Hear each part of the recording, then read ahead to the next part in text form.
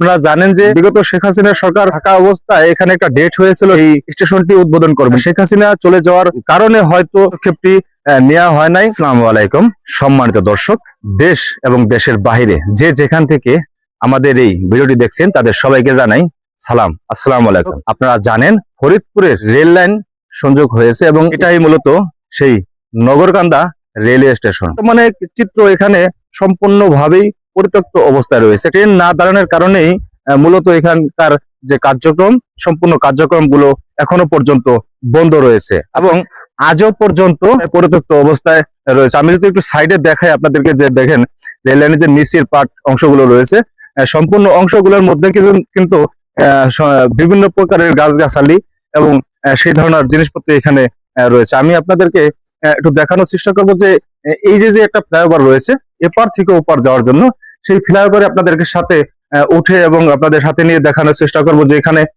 আসলে একটা সময় এখানে কাটা দিয়ে বিভিন্ন যন্ত্র সংগ্রহ দিয়ে এখানে আটকানো হয়েছিল যাতে এখানে মানুষ উঠতে না পারে। ঠিক আপনাদেরকে দেখাবো, ততক্ষণ সাথে থাকবেন এবং ভিডিওটি কে কোথেকে দেখছেন অবশ্যই কমেন্টে জানাবেন।